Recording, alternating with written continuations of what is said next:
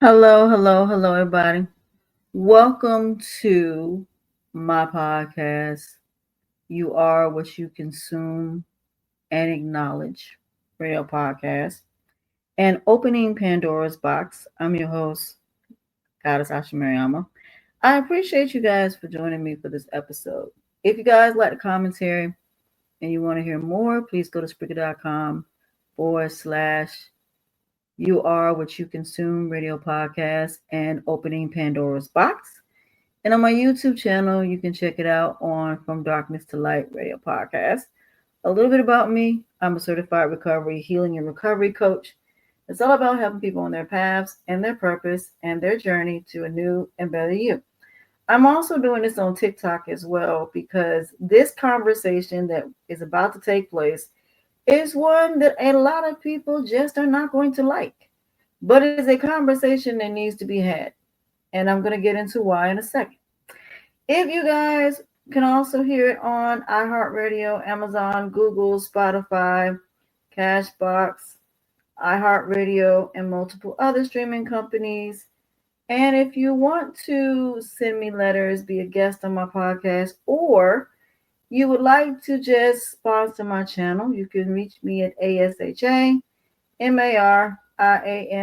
That's ASHA.MARIAMA01 Now, today we are going to be talking about a lie being a truth and a truth being a lie.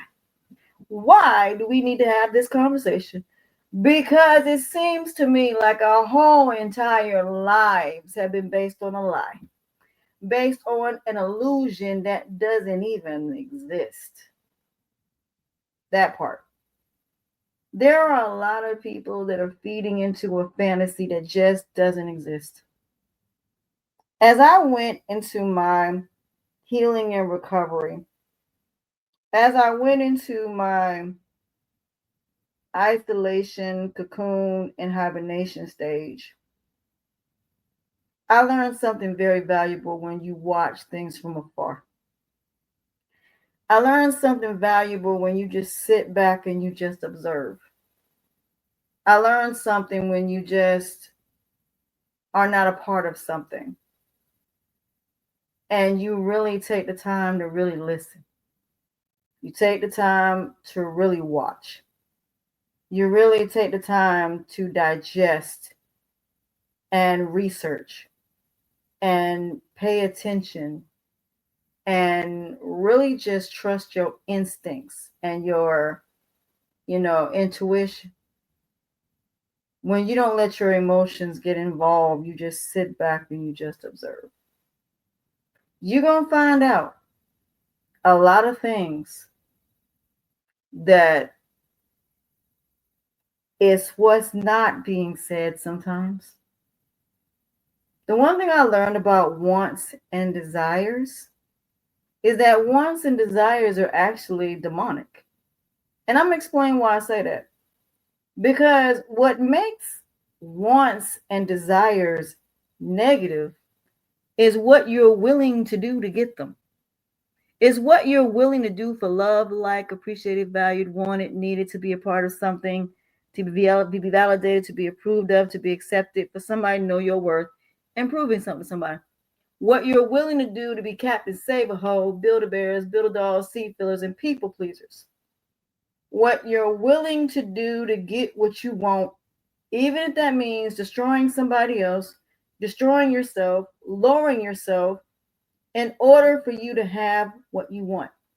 That is why a lie can be a truth and a truth can be a lie. Because it's whatever of that version of that lie that you choose to believe. The problem is, even though you want what you want, James Scott Farron, it doesn't mean that what you want is meant for you. Just because you desire something doesn't mean it's going to be reciprocated. Just because you want somebody doesn't mean that person wants you. Just because that person chose you doesn't mean they accept you. Just because they accept you doesn't mean they chose you. So let me give you a very good example of that. Let's just say that you are a football player. basketball player, whatever sport you play, and you get on a team. And the problem is the team that you're on doesn't like you. Even though the coach chose you, the team don't like you. So you're being bullied, harassed, threatened, stalked. You got all these people doing all of these things to you, giving you a hard time because they don't accept you and they don't want you on the team because you're a threat, because you're really good at what you do. So just because someone or something chooses you doesn't mean that it accepts you. So when it comes to a lie being a truth and a truth being a lie, it means that you're quick to go after the lie. You are quick to accept the lie more so than you're quick to accept the truth. When someone tells you the truth, you don't want to accept it. You want to sit there and be like, no, no, no, no, no. Yes. You want to see what your version of that person is, but not who they truly are. You want to believe the nice things they're saying about you, but they're destroying you in the same concept. So even though this person claims they love you, yet they put their hands on you. This person claims they're attracted to you, but yet they're essaying your child. Oh, okay. It's just like that illusion that you thought. And I hear it all the time when you say it, when people get divorced and they break up, you weren't the person I thought you were. They never were. They were what your version of them was, not their version. And after that person gets tired of living that version that you think they are, that's where infidelity and adultery come from. It comes from that. That person no longer wanting to live a lie. That person that is tired of being what you want them to be. Because you hear it all the time when people get caught with infidelity. You're sitting there asking, how could you do this to me? And they say to you, you always want me to be this person, that person, and so on and so forth. But that ain't who and what I want to be. I don't want to be that.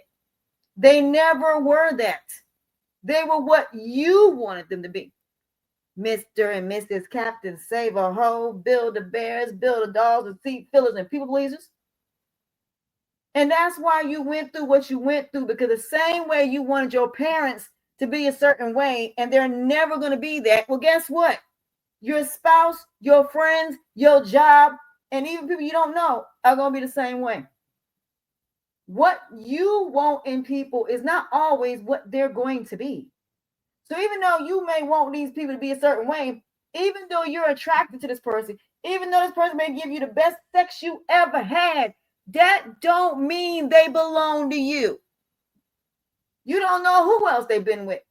You forget when they leave your house, they're not yours. They're only yours when they're in front of your face. So there is no telling what they're doing behind your back. So even though you're the one being faithful, you're the one doing right because you love this person and you're doing what's right, that don't mean the other person is going to do right by you. You lowering yourself does not mean that somebody else is going to lower themselves for you. And 9 times out of 10, relationships are not 50-50, and they're supposed to be. Like this delusion that it's 80-20, what is it? 80-20, 90-10, 70-30, 60-40. No, it ain't. It's 50-50. It is 50-50. Men are right when they say that. They're not wrong. It is 50-50. But there's a little part that y'all seem to forget. Y'all were single. You are still an individual in that marriage. Y'all are both individuals in this marriage. You just came together as one to raise kids. But you are still two different people. When you lose yourself to become what somebody else wants you to be, you already living a lie. You are living a lie because you are not being what you want to be. You're not doing what you want to do. You're doing what everybody's expecting you to do. And the one thing about healing and recovery, and the reason that people can't completely heal, because you go right back to that behavior. I'm going to be what everybody else want me to be. I'm going to go back to lowering myself. I'm going to go back to doing what everybody else want me to do. You lose weight. And then you turn around and that man leaves you for another woman. Just because you lose weight doesn't mean you're healthy. Just because you lose weight doesn't mean that insecurities and all them doubts that you had ain't still there. Oh, they're still there. That old version of you is still there and will always be there. Do you think you change because you lose weight? You think you're better because you're making millions of dollars? Do you think that person that you were is not still the same person because you got money? What people fail to understand, the physical external part of things does not change the internal part of you. It does not change that. However you were before you made money, however you were before you became successful, however you were because before you became a wife, however you were in any shape or form is not going to change because of the fact of what you have. The external does not change the internal damage. The external does not change the insecurities and the doubts that you have. It don't. So when a lie is a truth and a truth is a lie, y'all are quick to believe a lie before you believe the truth, because the truth is too painful for y'all to understand and accept. So if somebody tell you, I don't want to be with you, if somebody tell you they're not going to hire you, y'all don't want to accept that. So you'll do anything and everything to try to get this person to love you, when your response should be, that's fine. You're not my person anyway. But instead, you go chasing after this person, trying to bend over backwards. That person coming to you saying, if you love me, you'll have sex with me, and you give in. Why? Because you want that man to love you by having sex with you. You up here doing threesomes, foursomes, fivesomes, sixsomes, 7188 McDonald type of thing. Y'all up here ending up being influenced, doing drugs, doing alcohol, ending up addicts because you sat up here trying to be accepted and end up on drugs. It's just like when you have kids playing spin the bottle and you got young kids under the age of 21 drinking. That's like saying you go to a party and you never drunk in a day in your life. Your friends influence you to drink. And instead of you saying no, you start drinking. And what ends up happening? That girl ends up getting SA because she got drunk.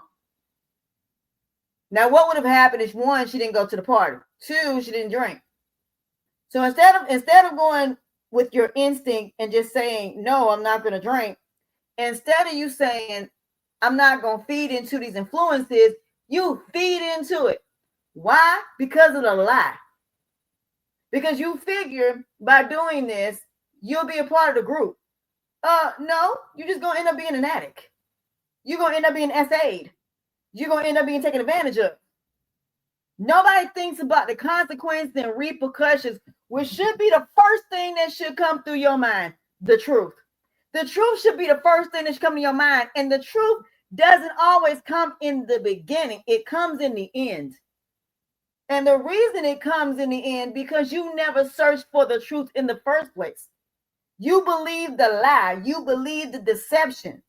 You believe the manipulation. You believe the wolves in sheep's clothing, the boy and girl that cry wolf, the sirens, vampires, and snakes, the Jezebels, the harlots, and the succubus that are sucking y'all in every day by their boo-hoo, cry me a river problems.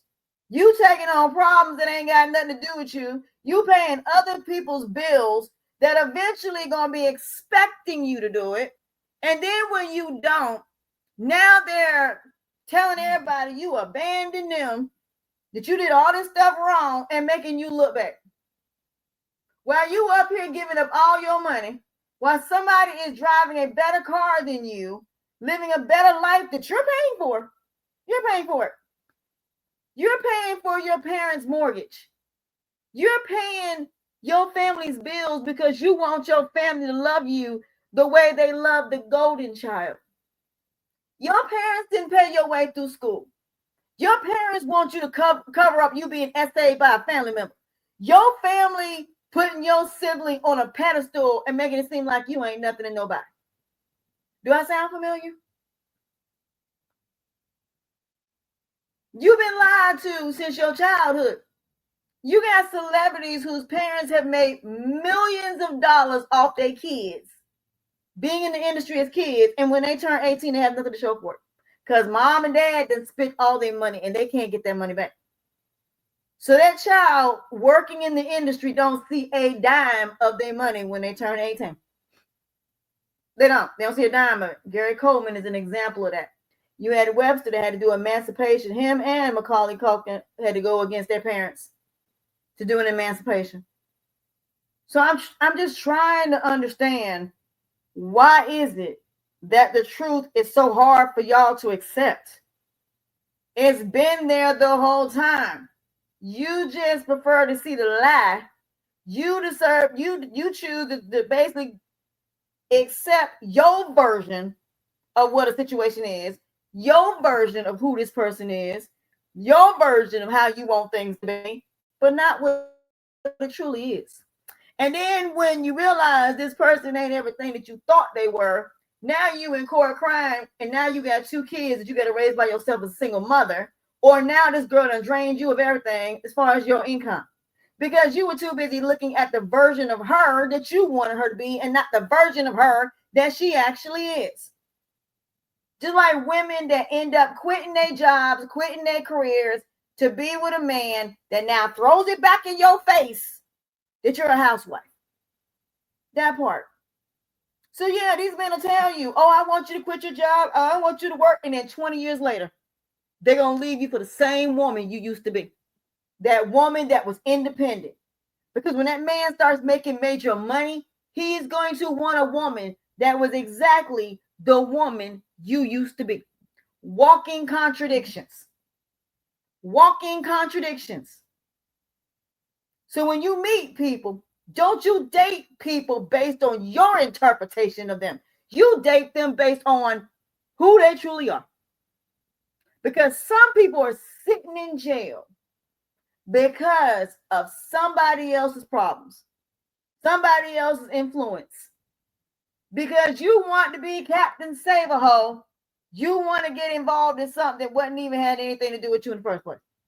For example, you got young kids that unalive their parents because they want to date some boy, because they want to hang out with their friends, and their parents don't want them hanging out with that child, and yet they want to hang out with them anyway. And you know what they do? They unalive their parents. And now they're sitting in prison. And that same boy or girl that they did this for is now talking to a whole nother female. True story. There was 2 girls that kept fighting over the same boy. I'll never forget the story. It was on Snap. It's been on every unaliving show you can think of.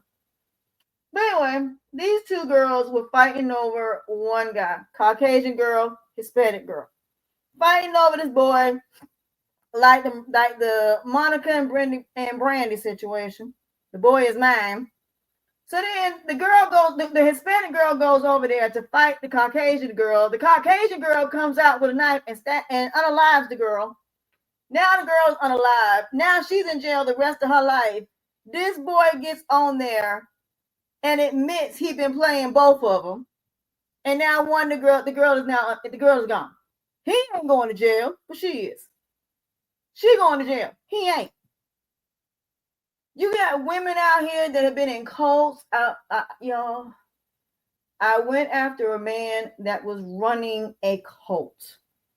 When I tell you he still got some of these girls far gone, he got these girls far gone. When I tell y'all that man is in jail for the rest of his life plus 10 years, I hope they never let him out. The influence that not only he had on men, but he had on women, because he also was messing with men as well. And he had STDs and a possibility of having HIV. Yeah, I have a story to tell. If y'all have any idea what I went through in that situation, I am writing a book about that.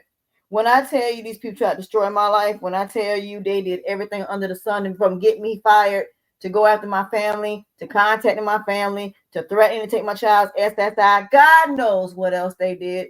They harassed me for hours. making up so many accusations it wasn't even funny. Well, he in jail now. So now I got the last laugh. But the point that I'm trying to make is that's a good example. When you got the person that is trying to go after the person, that's trying to stop the negativity, stop the evil, and you got people coming after you, and you the godly person. You the one trying to do the right thing.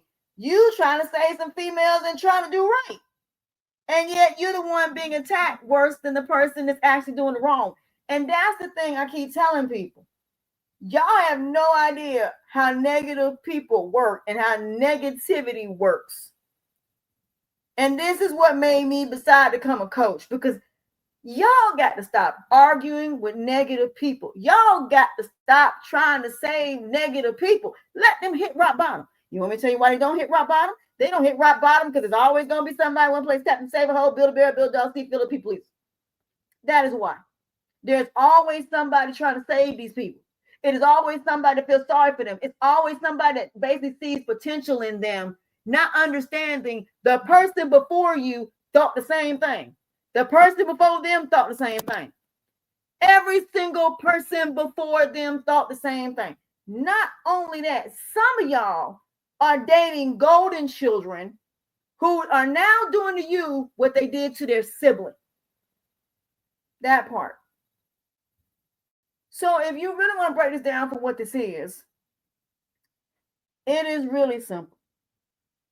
Stop seeing people from rose petal glasses. Stop thinking someone loves you because they cater to your feelings. They cater to your feelings so you won't actually see them for what they are. Your feelings are just that. They're an action. Feelings are an action. That's why your behavior and your actions are based on your reaction to things that your five senses basically are reacting to. So whatever your five senses are reacting to, based on how you hear something, see something, feel something, taste something, touch something, smell something, you react to it. And that is what you're reacting to, how everything that is coming to your five senses, how it impacts and affects it. So the reason why you react without thinking is because your senses are reacting first. That's the first thing that's going to react is your senses. So if you hear something and you don't like the way that you're hearing it, you're going to react. If somebody is touching your body in a certain way, you're going to react. If you eat something that causes you to have a reaction to something, you're going to react. That's just what we do. The problem is that with anxiety, that's because your body does not understand how to react to it. So when you have a reaction, your brain got to come in and say, calm down, calm down, calm down. How I know? Because I've done this before. I had an allergic reaction in a car with my mom. I will never forget this. We had went to Golden Corral, and I didn't eat nothing that was seafood. But for some reason, something I ate, apparently somebody touched something and they probably touched something that had seafood on it. But I was in the car with her and I started feeling really, really bad. And I said, Mom, take me to the gas station now. And I'm just sitting there like, calm down. 1 potato, 2 potatoes. I just kept saying, it's going to be okay. Instead of her going in there to go get me some Benadryl, I'm up here having a panic attack, walking in a store, trying to remain calm from going to the hospital. And I'm just sitting like, I got this. I can do this. I can do this. And so I said, I'm waiting in line. I'm like, please, God, can I please get to this register? So I took the Benadryl. I told the lady, I'm sorry, but I'm having a reaction. She said, are you okay? I said, yeah. So I took it and it ended up working. But I had to say to myself, I'm either going to let my body react to this or I'm going to take mental control and try to calm down and get some Benadryl. But if my mama would have kept going, I probably would have, she'd probably had to call 911 on the side of the road. But luckily, I told her when I started feeling bad, I said, Mom, please take me to the nearest gas station. And so I went in there, calm as can be, grabbed it, had them open it, took the Benadryl, sat for a minute, and then told her to drive. But that's because I had to take mental control.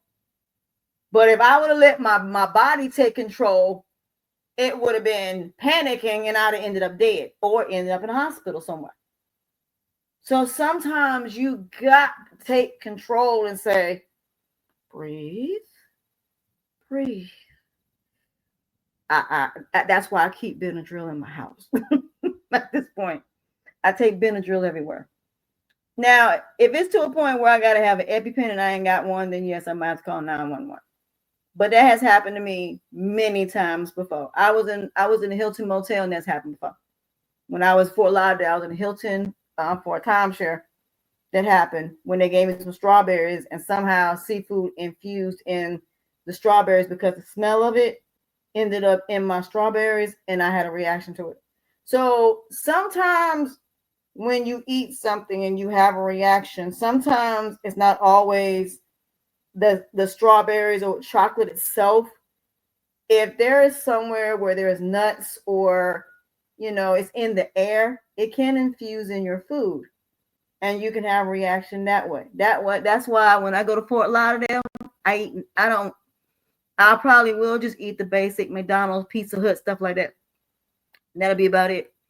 But if I go somewhere where I can get something that's not seafood or anything nowhere near it, I'm fine. Even when I go on this cruise, I told them I have a reaction to seafood. So more than likely, I would probably have to have something, either a salad or something of that nature. But if it was made in there with seafood, I'll go to Guy's Burgers or whatever and just get something to eat. But the point that I'm trying to make is that when I started looking into the real reason I had seafood issues, oh, yeah, I know why people have issues. Why you're having issues with certain things, it took me some time to figure that out. The reason why a lot of people are having allergies to things later on in life is because the chemicals that are in your food. Yeah, that part. So it's not the fact that I'm allergic to seafood per se. It's because the seafood is out there in water that has oil and litter. Okay? Your water is contaminated. And because of that, the seafood it's not clean. That's why so many people get listeria. No, that's in food. That's coming from seafood and stuff to where bacteria is getting in our foods from out there in that ocean out there. The minute those oil spills and all of that litter got into that water, made all them fish out there contaminated. Not only that, there are chemicals in your foods in the grocery store that cause cancer, that cause listeria, that cause COVID. COVID did not come from airborne. It was in food the whole entire time. It was what you ate. Why? Because the first person that got COVID ate a bat that had COVID. So, like I said, that's why so many people kept wondering why people were getting sick and they didn't go nowhere. Because of what you ate. COVID is in food.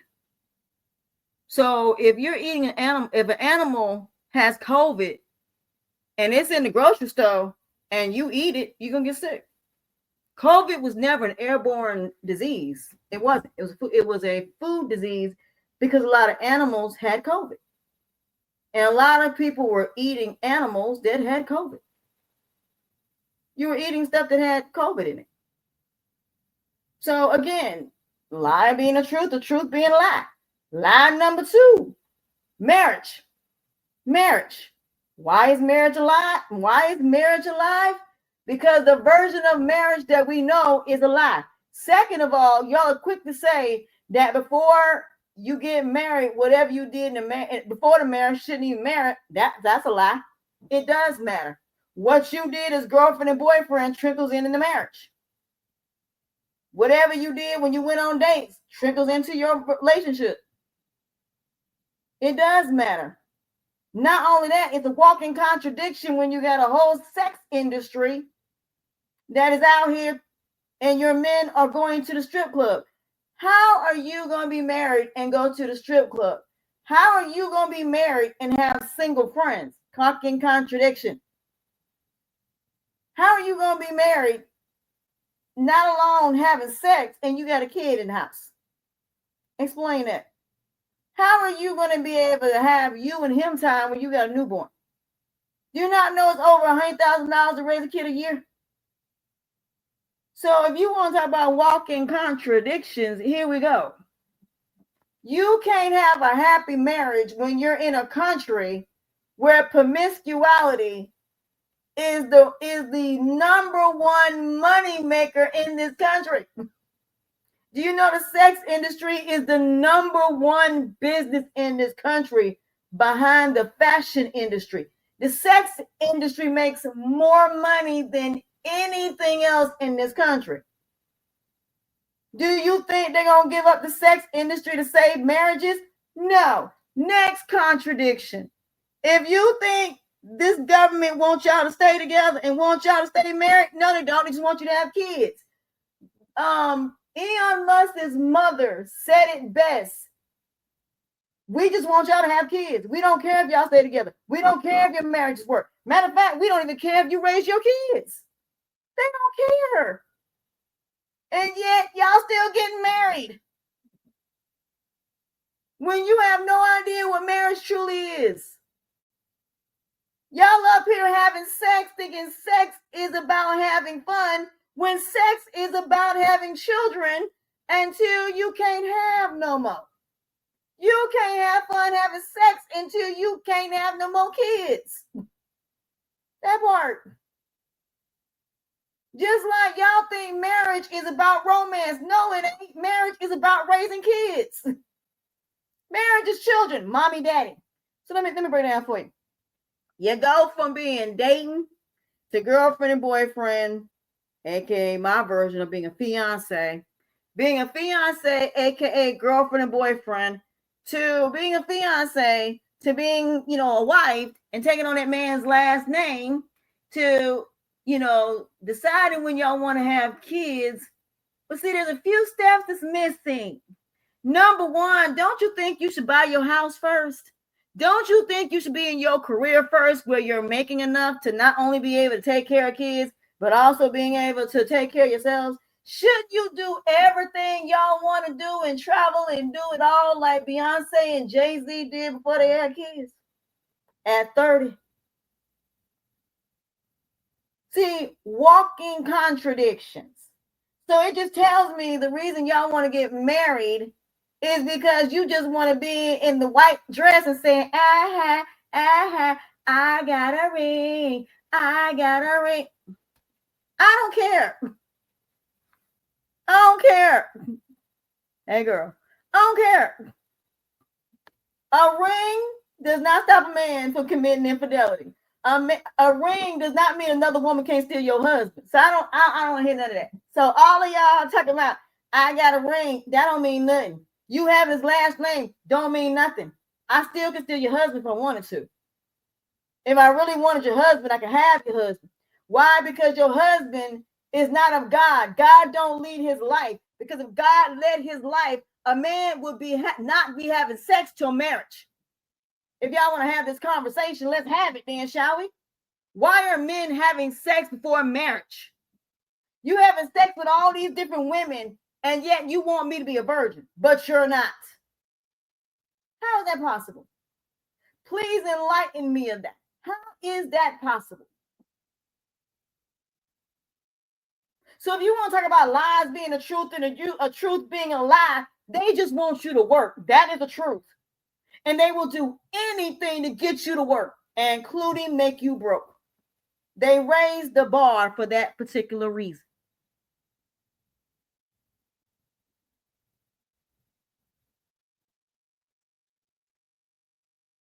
So that's the way I look at it. So at the end of the day, Kimasabi, let me break it down for you. Since you say I'm ranting, then tell me this. Where am I ranting at? Tell me where I'm wrong at. Okay. You said you're a man of God, right? Let me ask you a question. Since you want to go here, Mr. Cowboy, are you married? Are you faithful to your wife? Have you ever cheated on your wife? Does God lead your life? Are you celibate? Did you wait to marriage before you had sex? Did you wait? And what made that woman your wife? I mean, I'm just saying. Please don't come in here trying to patronize me. Because at the end of the day, how can a man be a wife? I'm sorry. How can a man lead when you let society lead you to the slaughter by having sex with multiple different women and having multiple different baby mamas, and you ain't with none of these baby mamas, but you continue to have babies? Oh, let me go there. Y'all ain't even paying child support, because let me also break something down to y'all. The average woman that is not a celebrity only gets paid between $50 to $110 in child support. And if they can't find you, then guess what? She don't get child support, because they don't chase y'all behinds when y'all leave the state. The only time they chase men for child support is if they are in the military and if they have money. Please, where am I wrong at? Where am I wrong at? Where am I wrong at? How many females' hearts have you broken? How many females thought that you were going to marry them when they gave their bodies to you, when they took care of you, when they sat there and been faithful to you? How many women, Mr. Cowboy, have you been faithful to? How many women have you done right by? How many women have their mouth on what's between your legs? How many women have you done threesomes, foursomes, five ones with, since you want to have this conversation with me? What discipline? How easy it is for these females that got no money, that didn't help you build nothing. The ones, in the immortal words of Chris Brown, these hoes ain't loyal, that have sat up here and took you for money. Girls that never wanted to date you when you were broke, but yet now you got some money. Here they come. Here come all the women that never wanted you in the first place, but your ride or die, you willing to give up now that you done made it. So now that you've made it, now you have no use for her. Where am I wrong at, Kimosabi? Where am I wrong at? How many girls under the age of 22 has had their firstborn child by a young boy who told them, if you love me, you'll have sex with me. If I take the condom off, you can't get pregnant. And run around and tell every single solitary woman, no, every single solitary man, young boy that is, that she's easy. How many of their mamas say that little girl is a hoe? That was her first time and she's pregnant. How many of these mothers' boyfriends been sitting there messing around with somebody's daughter? How many of y'all in the age of 40 going after an 18 to 16-year-old? You want to have this conversation? Huh? How many of y'all will tell your wife of 40 years that I want a 21-year-old? You want to have this conversation? Oh, we can have it. But I promise you, you ain't going to like it. How many of these young boys under the age of 22 have their firstborn child, still get to be able to go to college, still be able to go and do whatever they want to, and still ain't got to take care of that child? I'll wait. How many of y'all even want your kids every 2 weeks? How many of y'all are calling us to come get them because you don't want to keep them over the summer? How many of y'all can't even keep them for 24 hours? How many of y'all, if a woman ends up homeless, will come get your kids and take care of your kids while she get back on her feet? How many? How many? I'll wait. Riddle me this, riddle me that. Stop playing my face. Stop playing my face. Because the one thing you're not going to do in here is try to play me. Because I am not somebody that in any capacity that ain't prepared. There are millions of young girls that right now are looking back at their life at the age of 30 years old, 40 years old, 50 years old, looking at every single solitary man that they've ever dated and saying to themselves, I was alone the whole entire time. I was basically by myself while this man was with multiple women. Multiple women. The whole time they were in that relationship, they were being cheated on. Every relationship they were cheated on. That girl was at home. She was cooking. She was cleaning. She was taking care of a man, taking care of the kids, doing everything she's supposed to. And yet, and still, you cheated on her still. You let the harlots and the Jezebels and the succubus come in and mess with your relationship. The girls that didn't do nothing to help you build.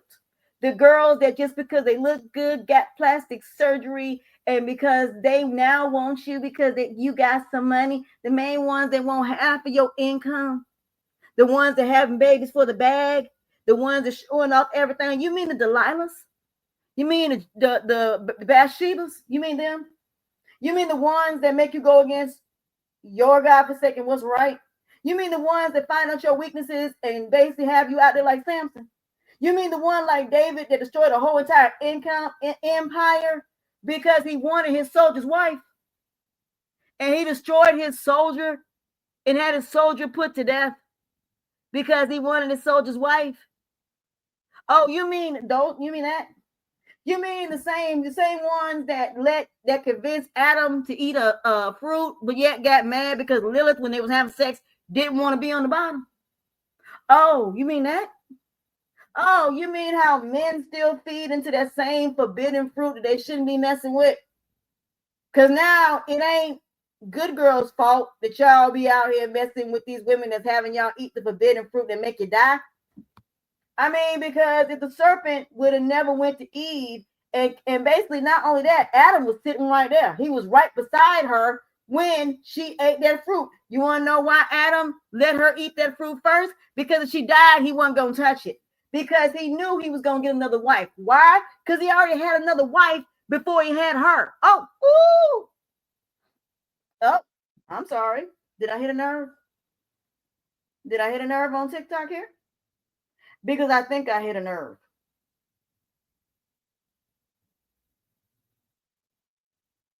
Welcome to the truth, the whole truth, and nothing but the truth, so help me God. Yeah, you weren't ready for that conversation, was you, Mr. Cowboy? But see, that's the thing. When you have truthful conversations, you come with receipts. When you are a new and better version of yourself, you have receipts. You can prove your thought process. You can prove everything that you said and stand on business is what you can do. So at the end of the day of this conversation, a lie can be a truth and a truth can be a lie. But I promise you, somebody gonna say I'm every liar in the book. But then when I start pulling receipts, even if I do pull all the information to prove everything that I just said, I would still be considered a liar because it's gonna be somebody that's gonna try to justify what I just said. You can't justify negative behavior, but yet you do. A sin is a sin, regardless of what sin it is.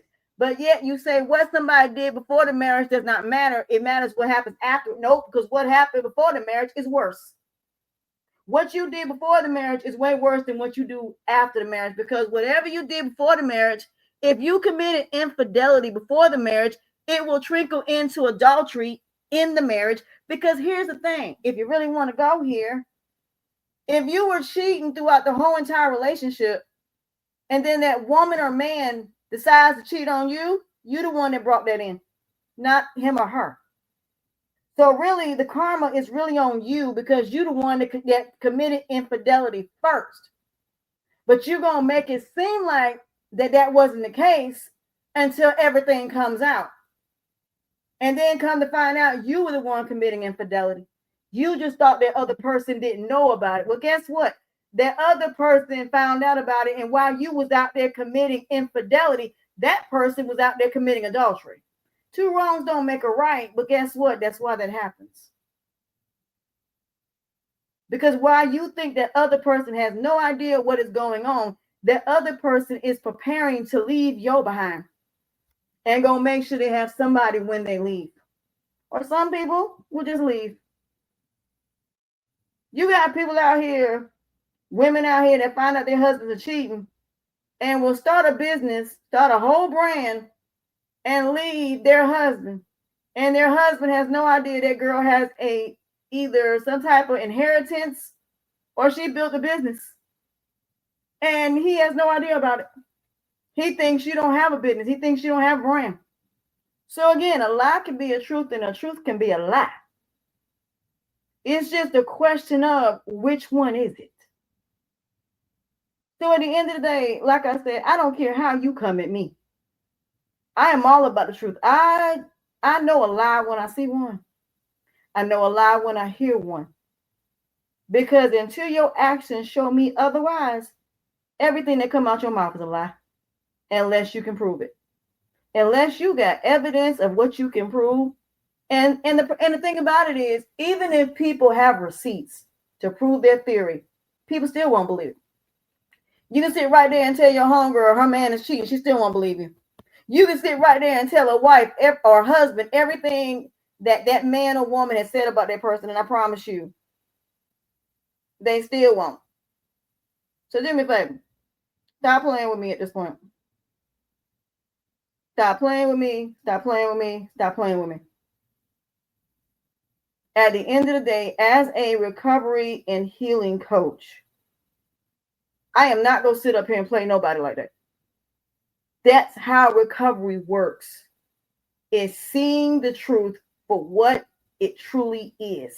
Seeing people and situations for who and what it truly is. And if you don't, you will continue to go through the same things you've been going through. And I know it's hard to see the truth. It's hard to believe that some people going to be alone the rest of their life.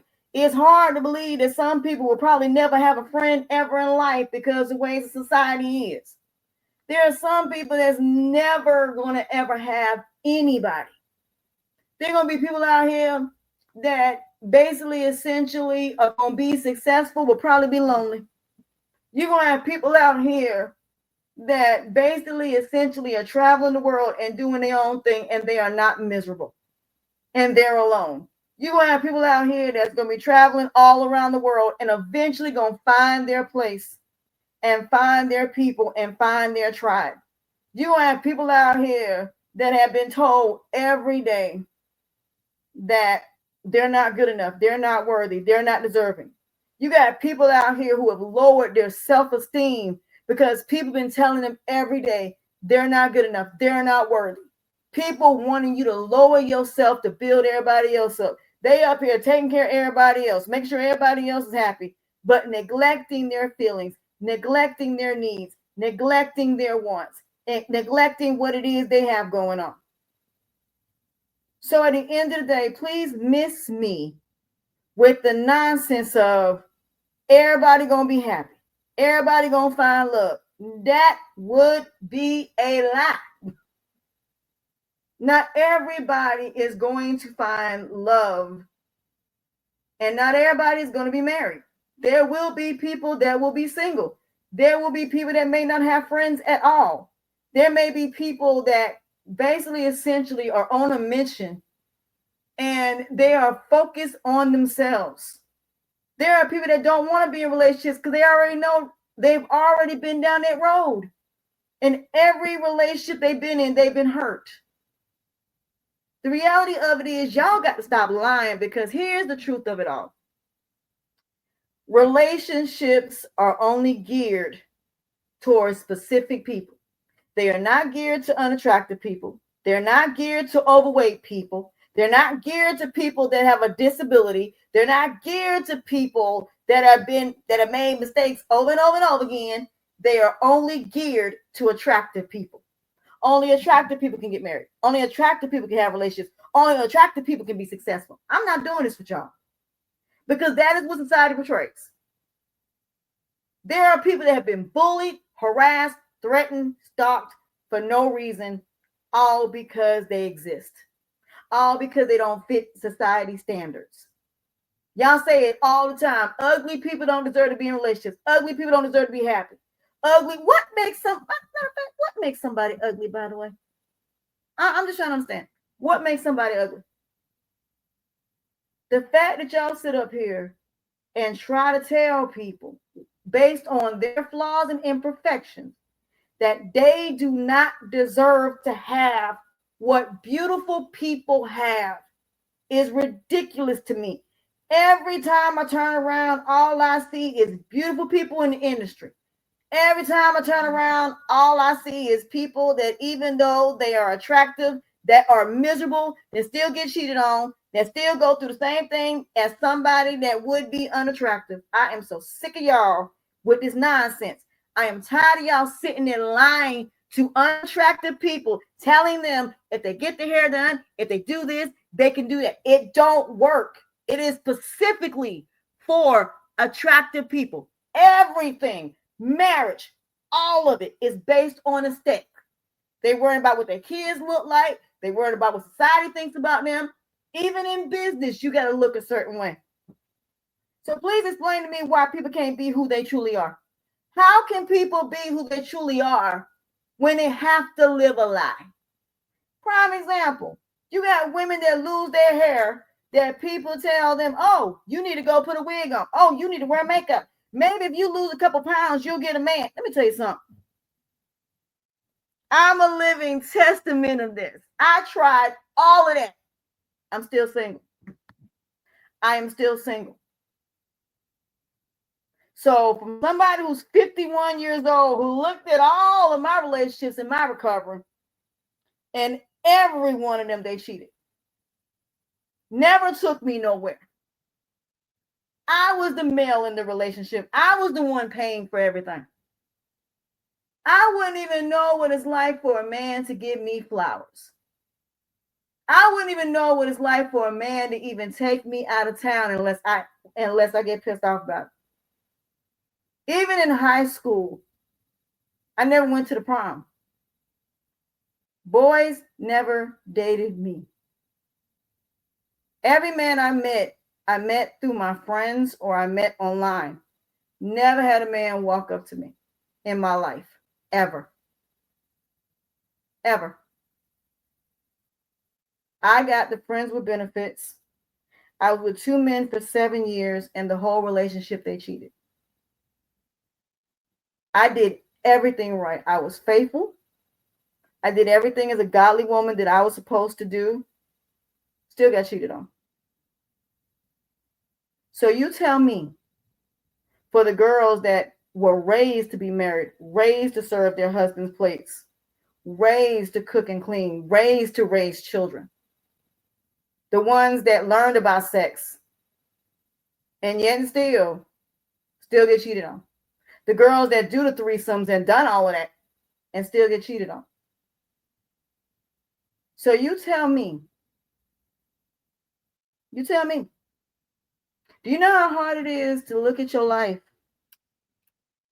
and you look at everybody that walked out, all of them, and include your friends, your family, everybody, and you look at the fact that this whole entire time you've been what everybody else wanted you to be except you. You did everything the way everybody told you to. You're the one that's always the giving, never received. You're the one that everybody doesn't think that you don't need anything. You don't want anything. And then when you become successful, you feel like, I got to help my family. I got to help this person, that person, so on and so forth. And am I being mean? No, I'm not. But this is how healing begins. You got to stop living the lie. And you have to accept things for what they are. But the one thing that God did teach me in this journey of almost 10 years of being by myself, God taught me this. My tribe is coming. My husband coming. But God was like, what you should have did was just been by yourself and traveled the world. You should have just been successful and not worried about whether you have friends or not. Your friends would have came. I would have brought you your friends. You didn't have to change anything about you. So that's what I want people to understand. Healing is about accepting yourself for who you are and stop living the lie. Because there are a lot of people right now that not only had to deal with their family and accept the fact they didn't have family, that their parents never loved them in the first place. Their parents never wanted them in the first place. They sit up here and they got to accept the fact that their parents put their siblings before them. They had to accept the fact that the love that they want from their family, they're never going to get. They're never going to get, they're never going to get what they want. And the only thing that happens is we go from wanting what we want from our family to the men we date, the women we date, the friends we have. You know what I'm saying? So it comes to a point where you may not be the most beautiful person externally, but you got a beautiful spirit and a beautiful heart. And in the immortal words of Halle Berry, and she said it best, I may not be the most drop dead gorgeous woman in the world, and I may not have fake hair down to my neck, but the one thing that I have is a heart, and it's a crying shame that it's always being broken by men like you, people like me, people like this person. So when you come to that realization of how many times you have been broken, not just by men, not just by women, but your parents, your friends that you're not friends with no more, the men and women that you dated, that you thought when you told them what you've been through, say to you, I never hurt you, I never lie to you, I never do this again to you, and then tell you, oh, you was just a seat filler. You were just someone that, because I was lonely, that's why I was with you. Oh, they do. Hey, girl. Yeah, they do. So I just want people to understand this channel's different. This channel gonna hit home. I talk about these country Wayne skits. I will talk about topics that y'all ain't gonna go there, but they need to be discussed, because here's the thing. In order to heal, in order to be the new version of yourself, number one, you got to deal with family. Family is the first ones you gonna have to deal with. And I mean boundaries. Because the same thing you want from your family is the same thing you want from your husband, the same thing you want from your friends, the same thing you want from your job, the same thing you want from everybody. Respect. Respect. It is not about love, it's about respect. Because here's the thing. Respect brings all the rest of it. It brings the love, the like, the appreciate, the value, the wanting you, the needing you, the value, all of that. It comes from respect. But if you don't respect yourself and you don't stop basing your self-esteem, self-worth, self-value, your confidence in yourself, and you believing in yourself even when nobody else does, that is what's important here. Your loving you should not be based on anybody else. You. Because it don't matter if nobody loves you. It don't matter if everybody and their mom put your whole entire world out there. Who cares? They weren't there. If all of your situations have been closed, this is what healing is. Healing is closing all your old chapters. Closing everything. Parents, friends, all of it. Every person you got an issue with should be closed. All chapters should be closed. Before you start a new book, before you start a new chapter, before you do anything, close the books. Because here's the thing. Once you close these chapters, right? And you close the chapters, nobody can hurt you with your past. Nobody. So if you close the chapters, for example, and let's say you in silence, right? And you in isolation, right? While you in isolation, while you around your friends and family, you're building something, right? Let's say you won the lottery. And let's say you don't tell nobody. And you get this lottery money and you start building. They still think you live in the same apartment and you still let them think that you live there. Let's say you buy a house. Nobody knows you bought a house. Everybody thinks you still live in your apartment. You kept your apartment. Why? Because you don't want nobody knowing that you live in your house. You don't want nobody to know that you have money. Why? Because that's your tranquility, right? Well, guess what? Recovery leads to healing your tranquility and your peace, right? That becomes non-negotiable.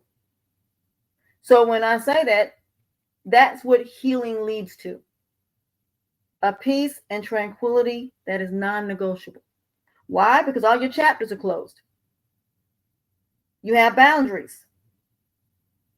And those boundaries can't be crossed because this is your sanctuary. Nobody can come into your sanctuary unless they force their way in. You let them in, or they manipulate their way in, or they lie their way in.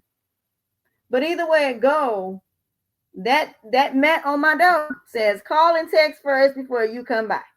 You don't just come home to my house. Well, guess what? This ain't my house. My house is me. My foundation is the body that God put me in.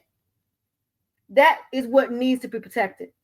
This house is not what needs to be protected. I am the one that needs to be protected. That car is not going to protect me. This is my home. And when I came to that realization, I realized that I have been damaging my home, which is not only my internal health, but also my mental, psychological, emotional, spiritual, my financial, and my relationships. But all of those things have done damage that is irrevocably that I can't change.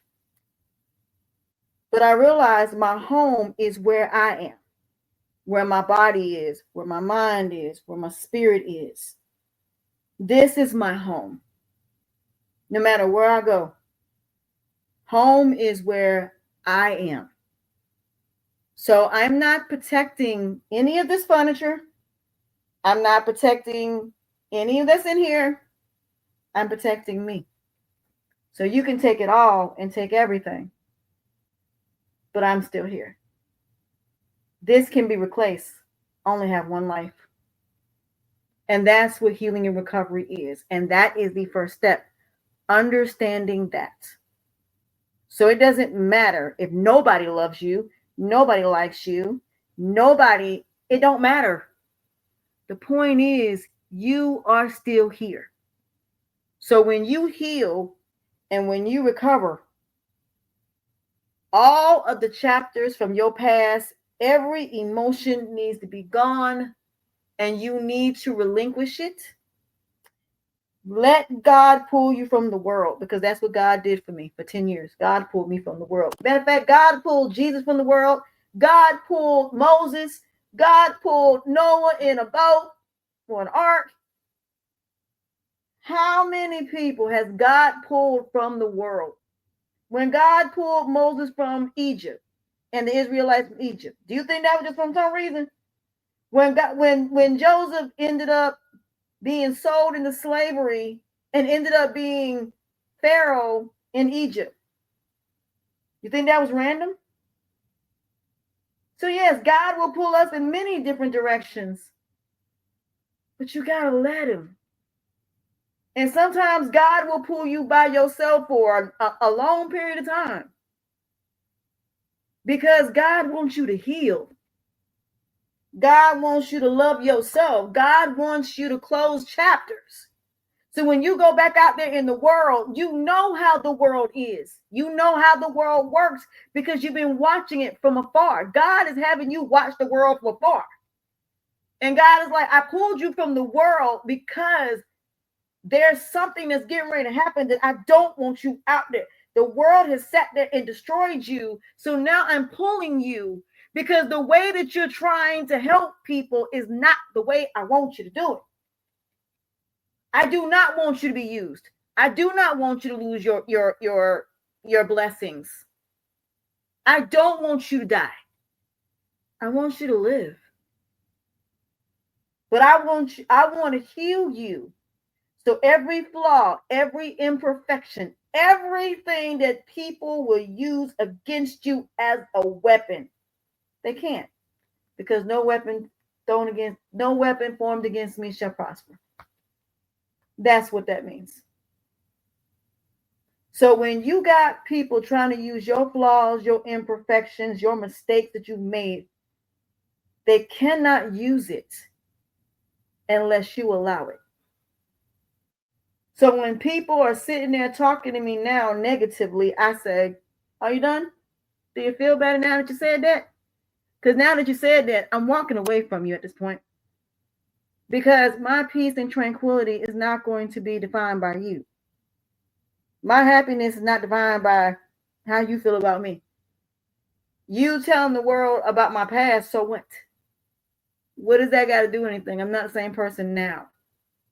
The past is dead and gone. I repented for my wrongs. I made amends to the people who I've wronged. And I've forgiven the ones who have wronged me. So bringing up the past means what? The one thing that negative people are never expecting when you say, I forgive you, but not for you, but for me. I forgive you for me because I have no feelings for you at this point. I feel nothing. You did what you did, but I have to take accountability that I allowed you to. That I allowed my feelings to cloud my judgment and not see you for what you are. But do I regret what I did for you? No, because I did the right thing. And yeah, I got hurt for it. But see, God told me now, because of you, the correct way to help people. So now, because of you, I only help people professionally. I don't help people personally. That part. So again, are these conversations easy to have? No. But that's the one thing about healing. It's about truth. And even though I had to sit back and cry, and even though I had to sit up here and accept a lot of dark truths, I am so better off now because of it. So I accept things for what they are and change nothing. I don't want to change nothing. Change something for what? Why do I want to change people that don't want to change themselves? Why do I want to try to help people that all these years never tried to help themselves? So again, when you close them chapters and you finally come back out into the world, you come out into the world a different person. You come out in the world with non-negotiables. You come into the world and you're just like, okay, you don't like me, so what? I don't care. Say what you want to. Don't care. I didn't get a job, so what? Because God has something greater for me. That's why when I became a podcaster and I became a coach, that's why my podcast is now doing well. Why? Because again, podcasting, I did not see coming. Me doing podcasting was something that I never thought that I would be doing. Now I'm doing interviews with doctors and different people about health and wellness. Now I am getting people wanting to be on my podcast. So again, you never know where your destiny is going to take you to. And sometimes the destiny that you thought was going to be your destiny, it never was. It never was, because you never took the journey to discover who you are. And when you discover who you are, then you will discover the only reason you were working because that was what was expected. And that's what you've been told. That's the only way to make money. But when you go through these discovery, I realized that me being a coach, do I have to file taxes? No. I can make money and not and keep every single dime of my money. But I ain't gonna say that on social media how I'm going to achieve that. But that's my point. We have been bamboozled our whole entire lives. We have. We're not living our dreams. We are working to make money, not because we love it, but we are working to die. We are working to make billionaires money so they don't have to work. They're not the ones doing your jobs. You're going to school just to be a worker. You're not doing your actual talent. And what does that mean? Doing your actual talent means doing what you love. Meaning you wake up in the morning, you ain't got to do it all day. For example, me doing coaching. Okay. My podcast is an hour to an hour and a half per day. I have 2 on Friday and 2 on Saturday and 2 on Sunday. I have 10 podcasts I do. Okay. So that's only an hour to an hour and a half of my time, unless I do an interview, it might be longer. Then I do my social media. I don't have to be on all day. So here's the thing. If I was being syndicated in my podcast,